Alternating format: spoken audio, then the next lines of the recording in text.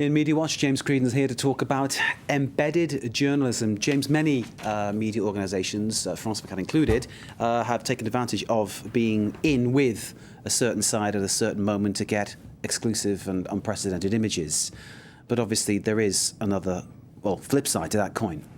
Well, one of the criticisms you could make of it is that they're not going to get to see all sides of the action, because actually embedded journalists up to now, a lot of the time they've been at the airfields. We're talking about Mali specifically. They've been being transported with the troops, but not really seeing the conflict. Now, we had embedded journalists again yesterday in Gao, one of the towns freed in the north of Mali. And what we can see here, let's roll these pictures, is scenes from France 2 evening news yesterday, where the presenter introduces this report. And you see these scenes of jubilation, etc., flags waving, etc. But apparently, according to a number of reports, there was also looting and pillaging that took place in the town of Gao after the liberation.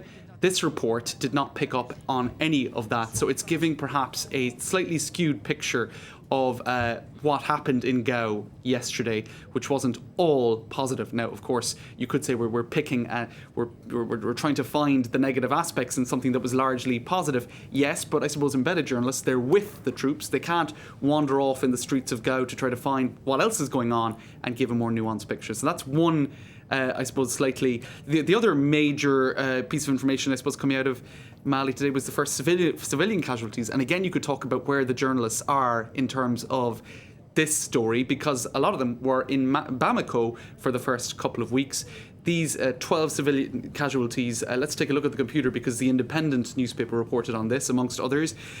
These 12 civilian casualties in the town of Kona took place some 2 weeks ago, but because journalists were being kept back for security reasons, it must be said, from the army's point of view, at least from the front line, it's only 2 weeks later we're learning about these 12 civilian casualties. So there you go. And indeed, I think it was AFP had pictures of that, where they spoke to various people who had been affected by that. One man who lost his wife and 3 children in another family. There were 3, I think, children in total who died of the 12. Okay. Casualties. What's next, James?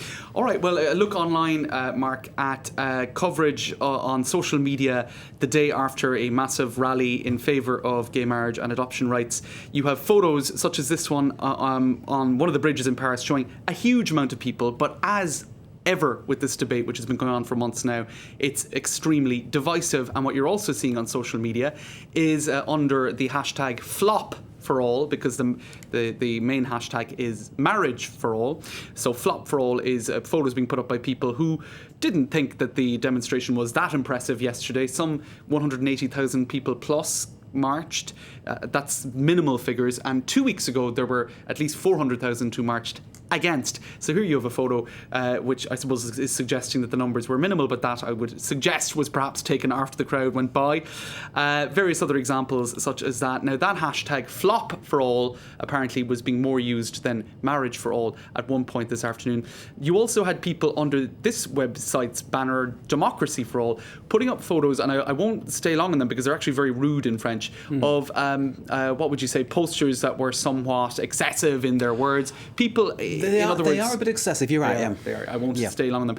And I suppose the point I'm trying to make there is that people will find examples to prove whatever side they're on this debate, no matter what. And I think what you're saying as well, but the statistics you've brought up there, I mean, I think it probably does reflect what people say, but it doesn't mean to say that those against, even though they're more numerous, should actually hold sway, because what we're talking about is here giving people democratic rights and enshrining their right to choose and lead their lives, or to lead their lives. Right. And if people are against that because it offends them, well, isn't that their problem? They should put that to bed themselves and get on with it. And maybe the state should protect the people who want to. Right. Which basically have the right to love and live and lead their life the way they want to. I think a lot of people were saying as well, the reason that the numbers were so big 2 weeks ago is that it's easier, in fact, to rally people against something, because the reality is this law is probably, it's going to be debated from tomorrow onwards, but it's probably going to be passed.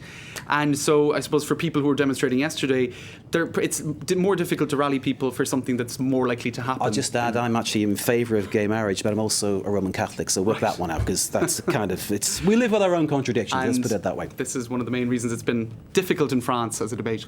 James, we need to leave it there. James Creedon with Media Watch. Thank you, sir, very much indeed. Stay with us. We're taking a short break. After that, we're back with more news, of course, and much more. Stay with us. Live from Paris.